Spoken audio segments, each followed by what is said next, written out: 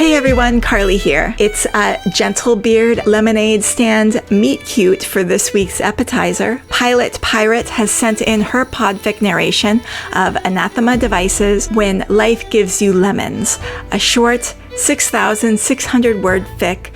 It's an explicit fic that's described by fans as absolutely lovely and hot. Ed Teach, new to the town of Revenge, stops by the local lemonade stand across the street from his house every Friday. It's definitely because he loves Alma's lemonade and definitely not because he's got a crush on her absurdly hot dad. Let's have a listen. When Life Gives You Lemons by Anathxmadevice, checkmate. And that's spelled Anathxmadevice, and then in parentheses, checkmate. This is an explicit fic, and if you'd like details, you can check out the archive for the tags. There are no archive warnings. And now, When Life Gives You Lemons. Ed's not used to the suburbs yet. Compared to the city, it's so slow. Quiet. There are trees that grow from the actual ground instead of pushing through cracked concrete like something out of Alien. He can hear birds all the goddamn time, waking him up in the morning and singing him to sleep at night. He sees more butterflies on one walk through the park here than he has on 20, 50, 100 walks through parks in the city. He sees bees. So many fucking bees. Like somewhere a conservationist is shitting themselves over how many fucking bees there are, flitting in and out of the lavender bush that covers half of Ed's front yard in a lazy, perfumed sprawl. It's a fancy neighborhood. Kind of neighborhood he never would have believed he could live in if you'd asked him as a kid.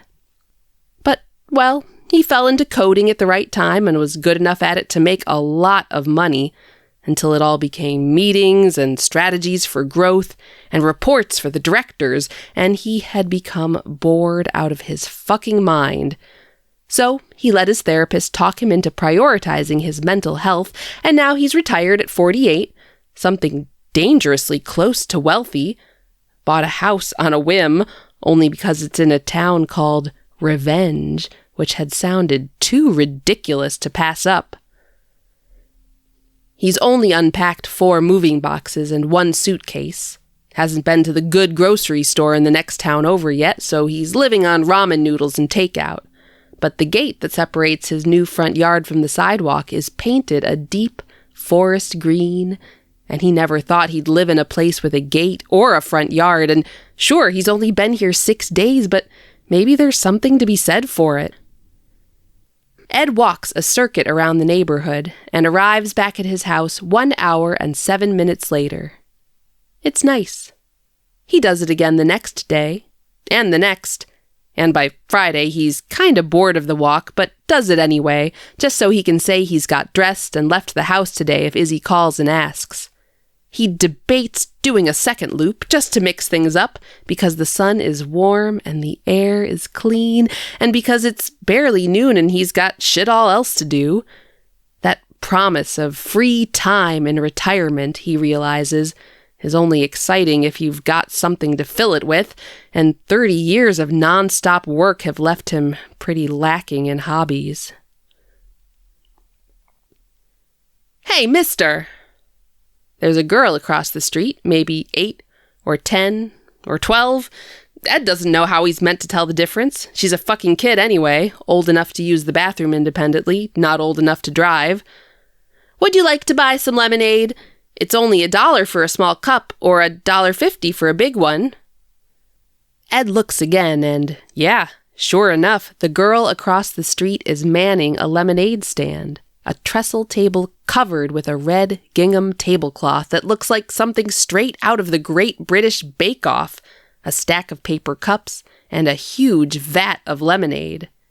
He rummages in his pockets, finds a crumpled $5 bill, remembers when the going rate for a cup of lemonade was 25 cents, curses inflation and monetary policy in Wall Street, and darts across the road. You're new here, aren't you? I saw you moving in. the girl says with a certain ferocious authority. She has the kind of hard glare that pins Ed to the spot, makes him feel like he's under police interrogation, rather than participating in a pseudo-business transaction to teach elementary school kids how to be entrepreneurs. "Yeah, mate. Moved in last week." "Do you like it?" Ed ponders the question more existentially than she probably intended. "Yeah, it's nice. Lived in New York before. It's quieter here." "Mom and Doug live in New York," she tells him, like he's meant to know who Doug is. "But I like it better here, too." "Hey, Alma, what did we say about talking to strangers?" The voice comes from somewhere in the garden, and Ed takes a large step back, stumbles on an uneven paving slab, rolls his ankle, and goes over flat on his backside. "Flip!" He winces, managing to stop himself swearing just before the word lands in the air between him, the girl, Alma apparently, and, oh, fuck. He has to be her father. They have the same big hazel eyes, the same curly blonde hair. He's around Ed's age, dressed in a cream linen shirt and the daddiest of dad shorts Ed has ever seen. They are denim, a light blue wash with just a hint of fade, hitting mid-thigh and gripping his muscles like they were made for him. Bespoke. The man is showing off an ungodly amount of leg, a dusting of light hair that Ed wants to run his hands over, calves so taut and perfectly curved like someone turned them with a lathe, and it draws Ed's eyes down right to the ground where he finds fucking boat shoes. It shouldn't be hot. It's so fucking dorky. The only way he could be dorkier is if he had been wearing sandals with socks. Everything about this man is corny as hell, and yet Ed's mouth is dry, and the only thoughts spinning through his head are decidedly inappropriate in the presence of the guy's presumably daughter. He tears his eyes back up, away from the danger of legs and aiming for the relative safety of face, but gets distracted on the way by the 3 buttons undone at the neck of the cream linen shirt. 3. And in the space not quite covered by the draping fabric, another hint of that fluffy golden hair coating his chest, the curve of tits hidden tantalizingly just out of view. Ed wants to bury his face in his chest and inhale until his lungs are full, until microscopic particles of him settle in Ed's alveoli. "Oh, goodness, sorry, I didn't mean to startle you. Are you okay?" the man says, sounding genuinely concerned, even as he puts himself protectively between Ed and Alma. He extends a hand, and Ed lets himself be hauled to his feet, the man providing a counterweight as Ed gingerly tests his ankle, checking for any serious damage. The man is strong, and Ed really doesn't need to know this. He doesn't need to know how his biceps bulge under his sleeves, or about the pattern of freckles scattered all the way from wrist up to where the sleeve of his shirt cuts them off. "Yeah, I'm fine," Ed says, really trying hard to keep his thoughts in check. "God, sorry, I didn't mean to. I came over to buy some lemonade and we just got talking, and I'm Ed Teach." He holds his hand out for the guy to shake, and when he does, Ed is surprised the contact doesn't come with some kind of electric shock attached for good measure. "I moved in across the street last week." "Oh, of course, it's nice to meet you, Ed. I'm Steed Bonnet." "Ed was going to buy some lemonade," Alma says authoritatively, and even if he hadn't been, he sure as fuck is now. He'd be scared of what Alma might do to him if he doesn't, for one, but mostly he has no intention of embarrassing himself in front of Steed any more than he already has. "Ah, sorry, sweetheart. I didn't mean to get in the way of a negotiation." "Would you like a big cup or a small cup, Mr. Ed?" Alma says politely, holding up 2 sizes. Ed points to the large cup, hands over $5, and tells her to keep the change, and Steed beams. Ed would hand over $10, $20, $50 to keep that look on his face. "Now, what do we say, Alma?" Steed coaches. "Thank you, Mr. Ed. I hope you enjoy your lemonade." It's fucking delicious. He tells Alma as much without the swearing, and she excitedly tells him it's her step-grandma's recipe. He's bad at family trees, never could keep his second cousins and cousins twice removed straight, so he's not sure exactly who her step-grandma actually is, but he tells Alma that she's done her proud. And that earns him another beam from Steed. Gorgeous Steed. And Ed gets a feeling he might find himself drinking a few more glasses of Alma's lemonade this summer. When he crosses the road for the third Friday in a row, he finds that Alma has expanded her operation. She now has 2 containers of lemonade on her trestle table with little labels neatly stuck to the front of each one. And the marketing copy is, well, in the nicest possible way. Ed doubts that Alma has written it herself. Original, bright, zesty, and refreshing. A classic for all occasions. Pink, a fruity variation with a kiss of strawberry and infused with crushed black peppercorns. She also has an assistant of sorts, a boy some indeterminable number of years younger than her who looks less interested in lemonade than he is in digging through the dirt in the front yard. "Dad, Lewis is playing with mud again!" "Ah, fuck! Steed Bonnet jump scare." Usually Ed has time to prepare himself, but Steed had been tucked away around the side of the house, hidden from view by a large blooming wisteria climbing up the trellis over the patio. He's wearing a rose-pink polo shirt today, subtly patterned with polka dots, and tan chino shorts that give him the vibe of an explorer, from the waist down only. There's plenty of things Ed wants to explore from the waist down, though he'd happily get his hands on the waist up, too. "Ed," Steed sings. Ed loves and hates how happy Steed sounds to see him because he's man enough to admit he's got one hell of a thing for Steed Bonnet, but he also has just enough logical reasoning capability to take the input, father of 2, and extrapolates from that, most likely heterosexual, regardless of how goddamn camp the shorts are. Most likely. "It's nice to see you again." "Lewis, no, don't eat that. If you're hungry, I can get you a proper snack, bud. Much tastier than dirt, I promise." Steed gives him an apologetic look. "Give me 2 seconds, would you?" Ed chats to Alma about how the day's sales are going, and she tells him that everyone thinks the black pepper lemonade sounds weird and that this is the last time she lets Dad help her with recipe development. The way she says it makes Ed chuckle, something quite surreal about the phrase recipe development coming from the mouth of this clearly precocious, somewhere between 8 and 12-year-old. "You're the boss," he reminds her. "He's gotta do what you tell him to do." "Yeah, Dad, Ed says you have to do what I say because I'm the boss," Alma shouts through the open kitchen door. "Maybe Ed shouldn't get involved in labor disputes," Steed calls back, "or I'll have to get in touch with my union rep." Ed laughs. Alma pouts, maybe because she doesn't understand the joke, and Ed feels a little bad. "Hey, I'll get a large pink lemonade, please," he says, handing over his $5. "Are you sure?"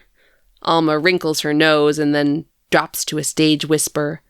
"If it's horrid, just tell me and I'll get you a normal one instead." She scrabbles in her money box to find him $3.50 in change, which he hands back to her immediately. As a tip, the service here today has been excellent. Steed reappears with Lewis, now clear of mud and with a popsicle in hand.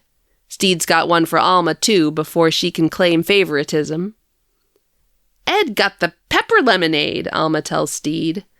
I told him I'll trade it for the normal one if he thinks it's disgusting. He sniffs it, experimentally, pulls a face as if it smells bad, which is totally fake because it just smells like lemonade, but it makes Alma laugh, which makes Steed smile, so it's totally worth it. Steed's face crinkles up when he smiles, all soft wrinkles and laugh lines. It's a good face, well worn, well cared for. The sort of face that a man might take a while to grow into, but only improves with time. A patina on fine leather.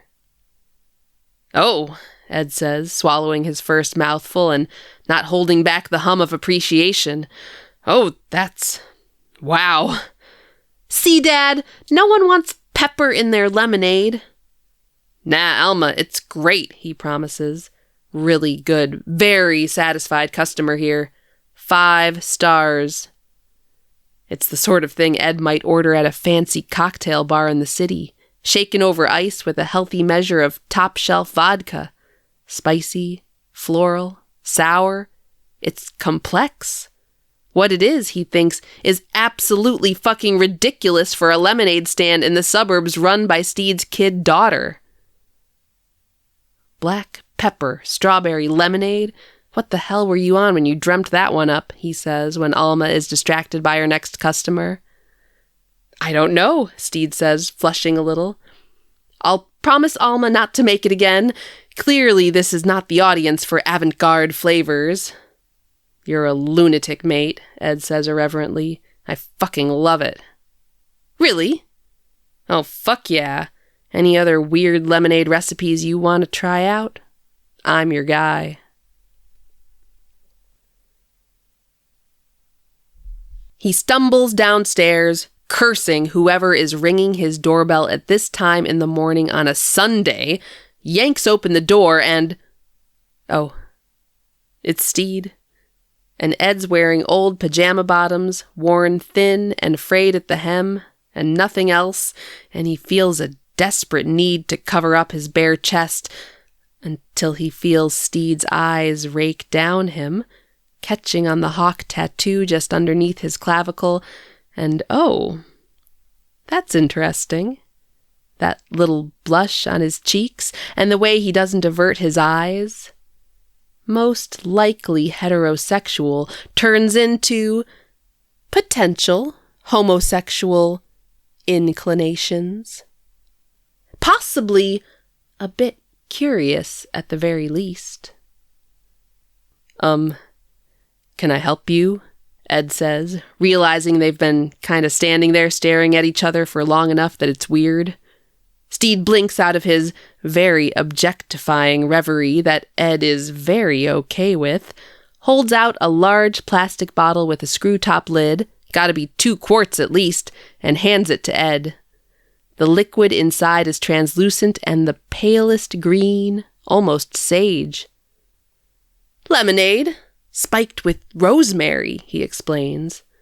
The color is a little unfortunate, but it tastes good. I think it tastes good anyway. Alma thinks it tastes like grass, but I thought you might appreciate it.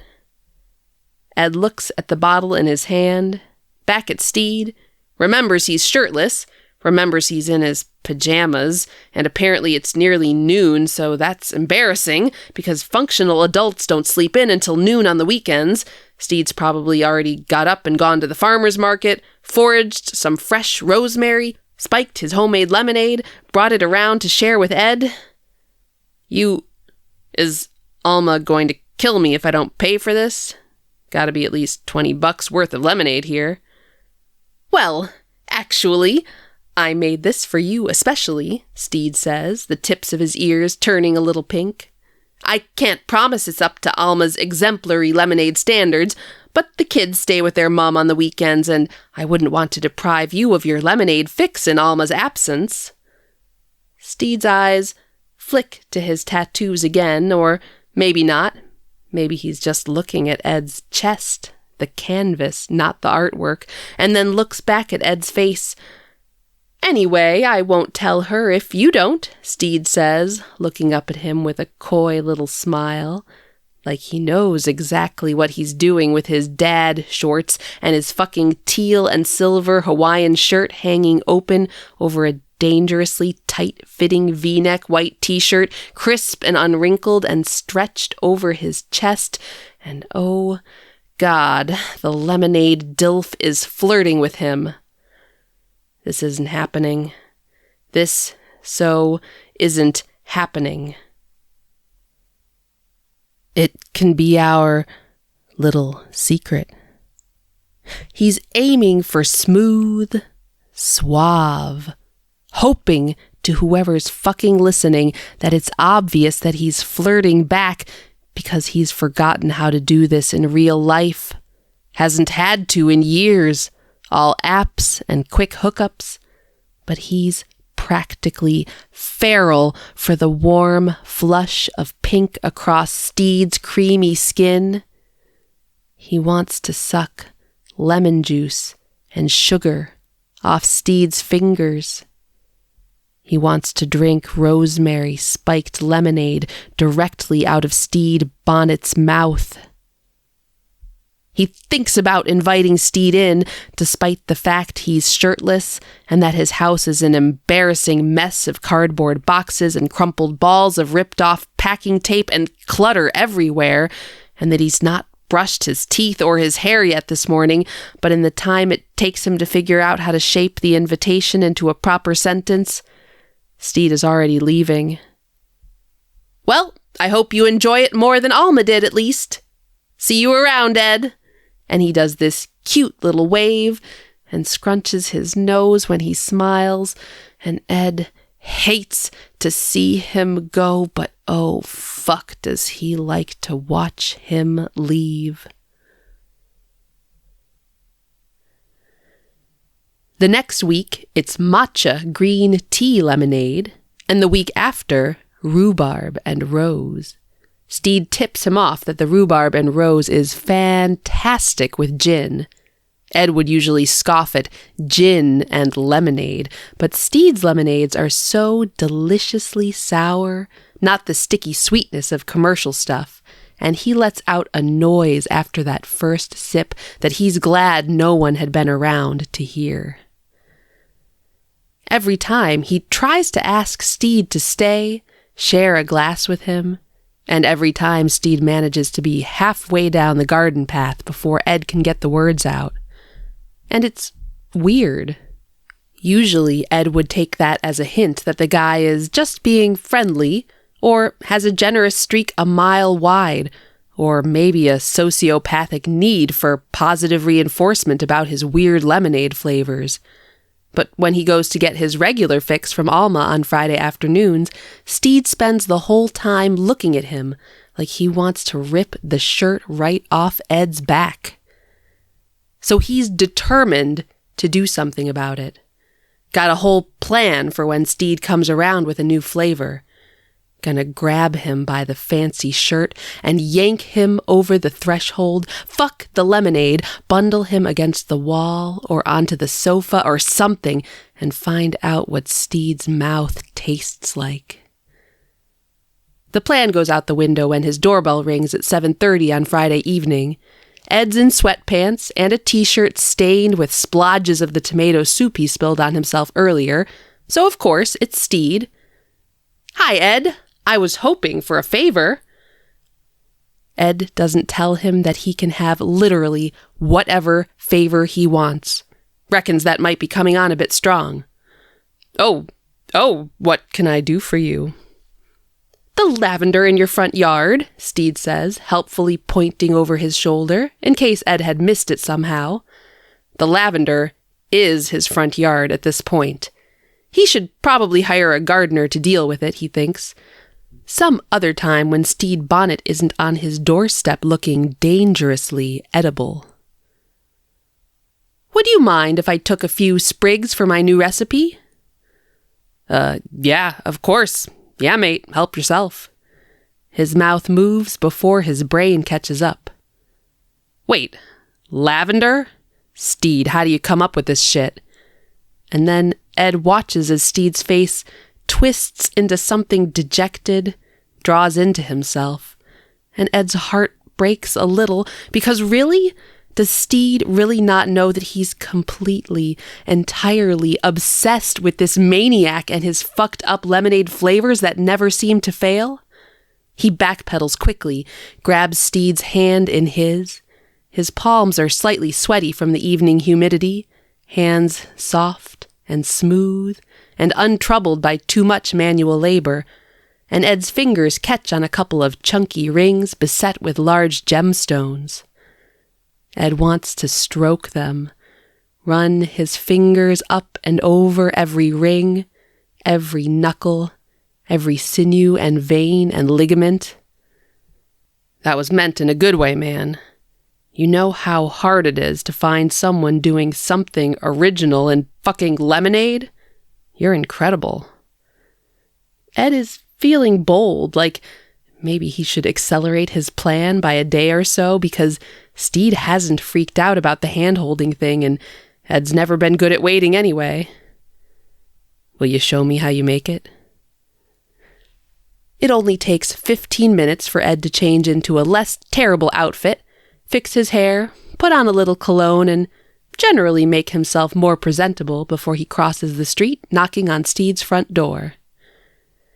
It's obvious that in usual conditions, this house is pristine, but it shows significant signs of children living there in the scattering of toys and single shoes and coloring pencils and hair ties and empty drinking glasses dotted on every surface.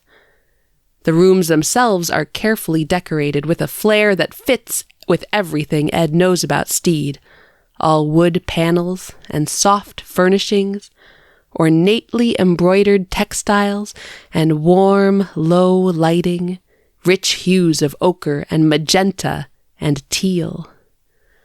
He follows Steed to the kitchen, the heart of the lemonade operation, and Ed laughs and laughs when he sees the literal bucket of lemons on the countertop, next to a 5-pound bag of white sugar and the bunch of fresh lavender he snipped from the bush on his way back from Ed's place. Steed is in his element, weighing out sugar on a set of old-fashioned balance scales. It's just far more charming than cups or electric scales. Scattering over the lavender buds, carefully pulled from their stems, and topping up the burnished copper pan with a splash of water.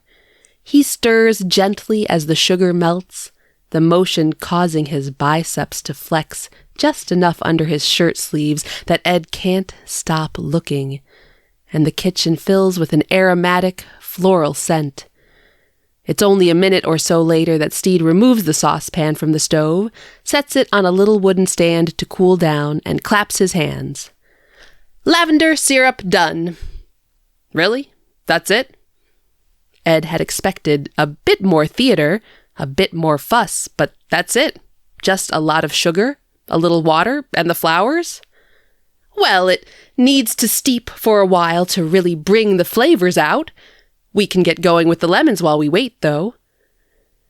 He follows Steed's direction and halves lemons as the syrup cools, Steed processing them through some industrial-strength juicer, collecting the empty shells and popping them into a bowl to compost later. More than once, Steed burns himself on the too hot syrup, trying to taste it before it's sufficiently cooled down.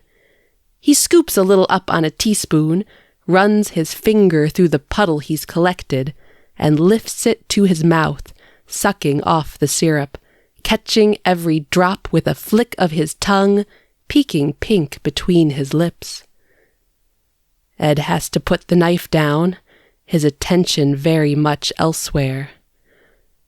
That's so good, Steed hums, chasing more syrup off the spoon and onto his finger, sucking it down like he's trying to kill Ed, looking the picture of fucking innocence. Want to try? He asks, and Ed nods, not trusting himself with words, dunks the spoon into the saucepan, does not lick it off his fingers, but tips a little into his mouth, and oh, Good, right? Really fucking good, he agrees. You're a genius, Steed. A goddamn lemonade genius. So, that's why you wanted to come over, Steed says. After all my lemonade secrets? And he leans in, nudges Ed's arm with his, standing side by side as they lean against the kitchen counter. The air feels heavy. Ed's breathing fraught. And God, he doesn't remember the last time he wanted someone so badly. Not sure he's ever wanted someone so badly, in fact.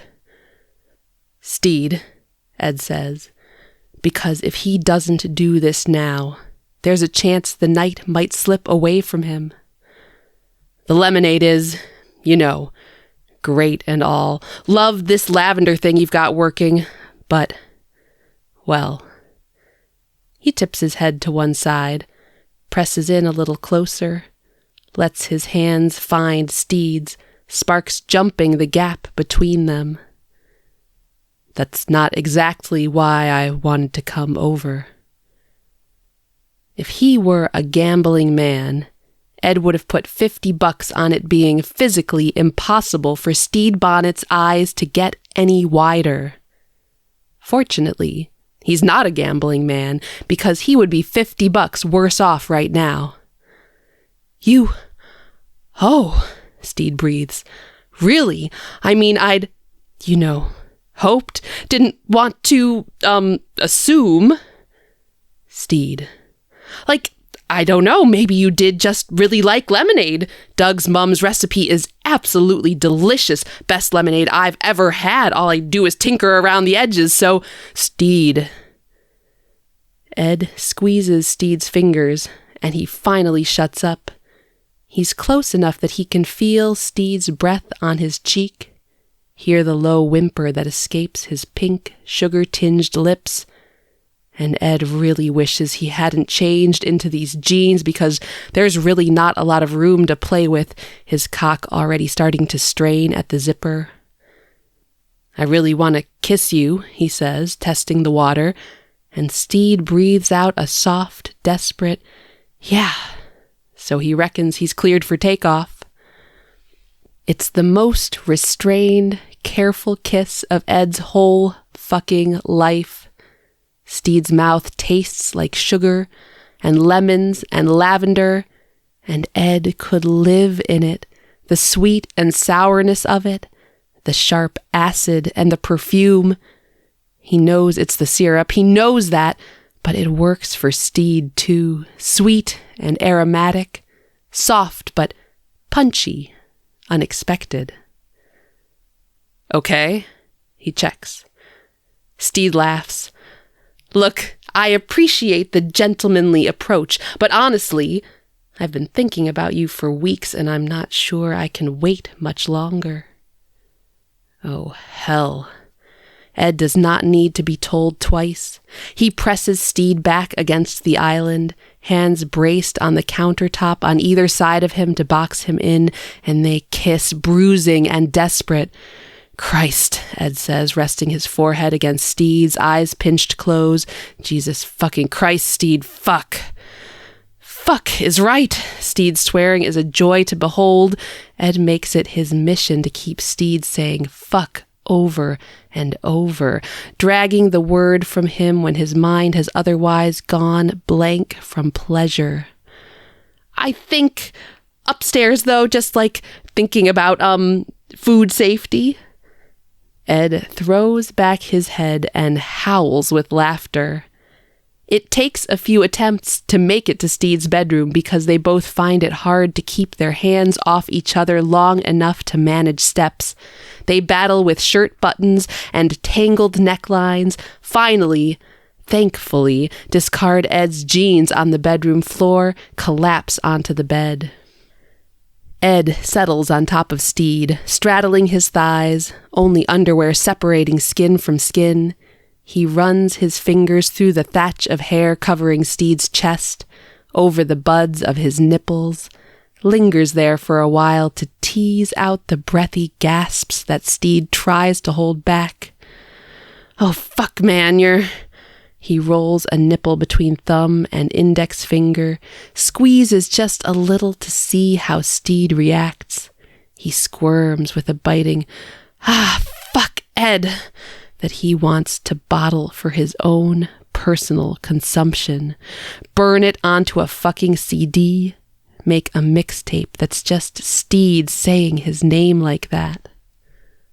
He kisses Steed again, chasing the last traces of sugar from his mouth, then works down Steed's neck, pausing below his collarbone to suck the tiniest bruise, where a shirt would hide it, but Steed would know. Ed Teach was here. "Can I suck your cock?" he asks. Straight to the point, that's him. Well, not straight, but direct. He knows what he wants, and right now it's to feel him hot and heavy on his tongue, taste Steed, Steed, Steed in the back of his throat. And Steed lets out a stuttering, shaky gasp and nods, pants out a desperate, "Oh God, please!"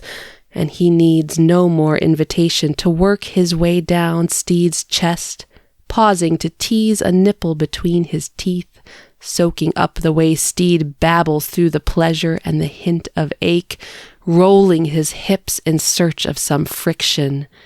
Ed uses one hand on Steed's hip bone to hold him down, not that Steed couldn't break free of his grip, but it's enough to make him relax into the bed, let Ed take his time. "Gonna make you feel so good," Ed promises, gliding his mouth down Steed's sternum. "You're amazing, so fucking beautiful. God, fuck." He knows he's rambling, mouth 8 steps ahead of his brain as words spill desperate and choked into the air between them, but all his energy is focused on making Steed have an out-of-body experience when he comes, and if that means he's running his mouth, he can cope with that. "Ed, Steed tries, moans, then tries again.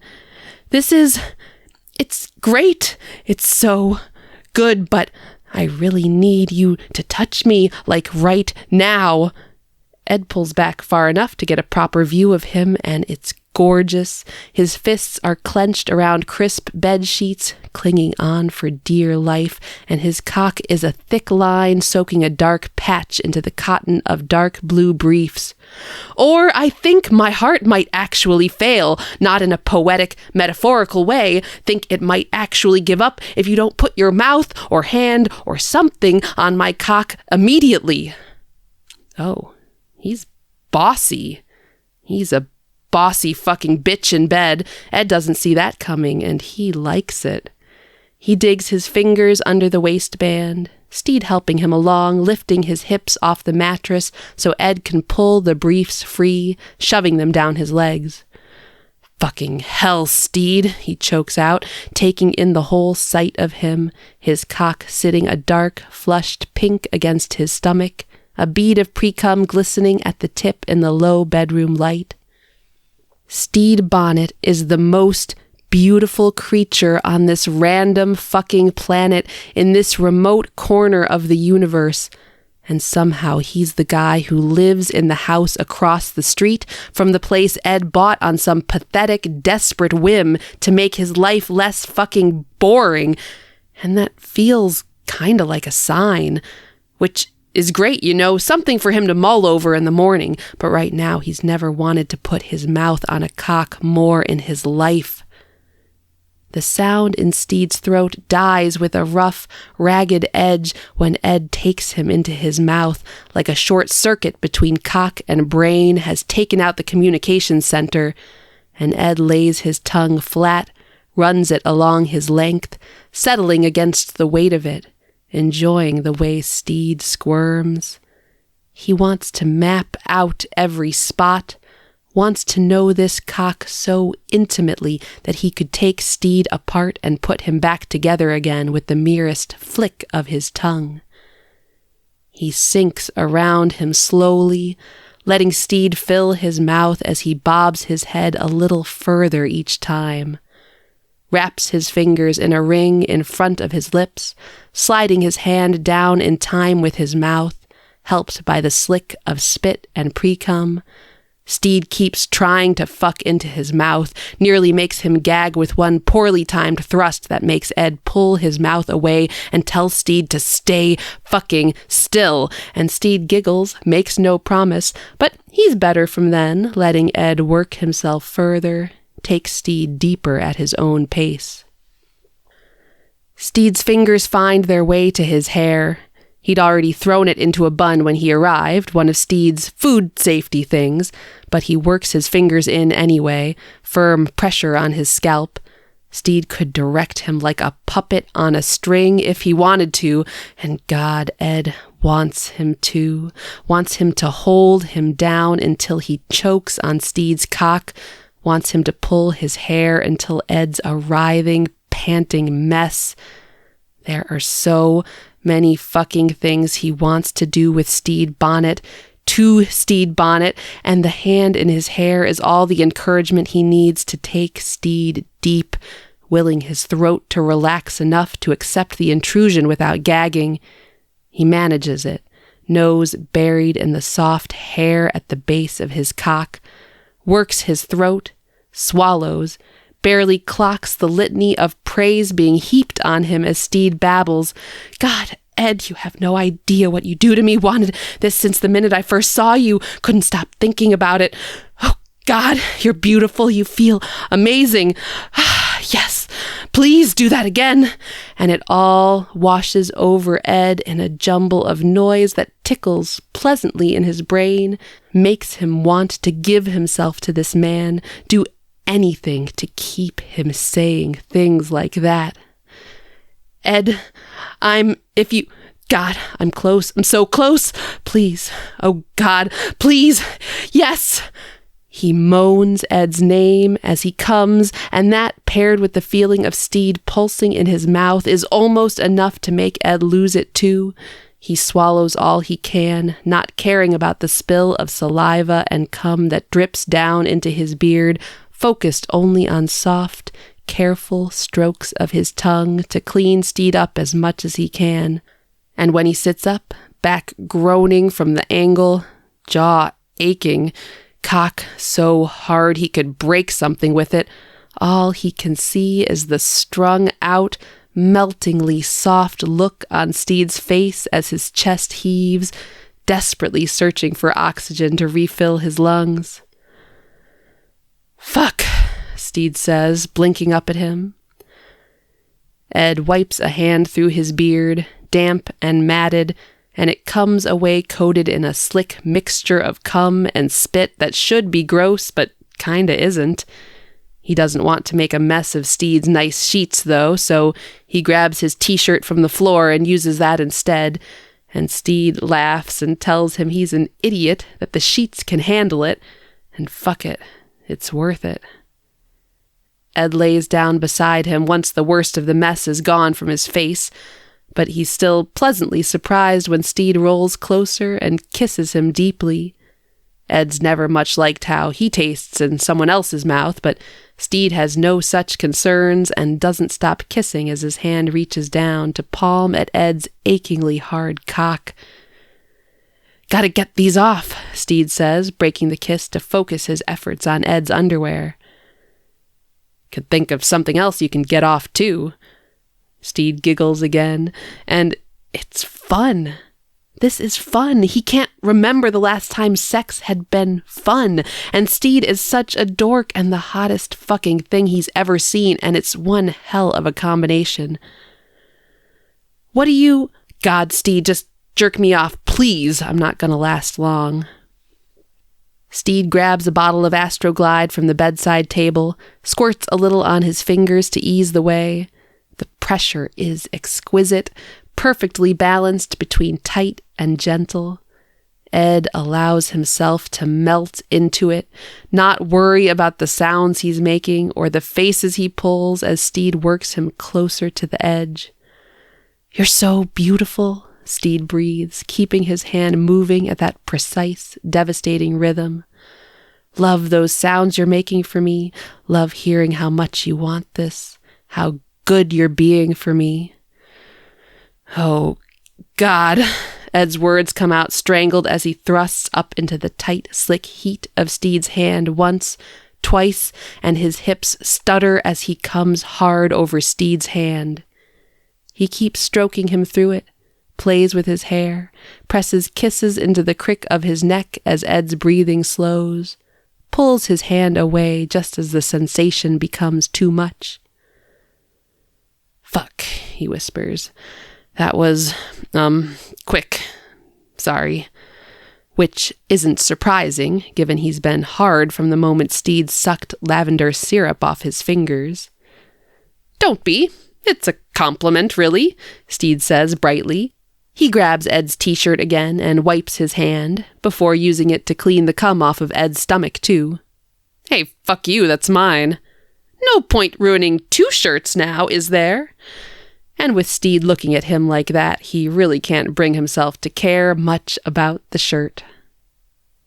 They nap for an hour or so, until Steed panics that the lavender has been steeping far too long, and vehemently disagrees with Ed's sleepy, lazy insistence that they should just stay in his bed forever, lavender syrup be damned.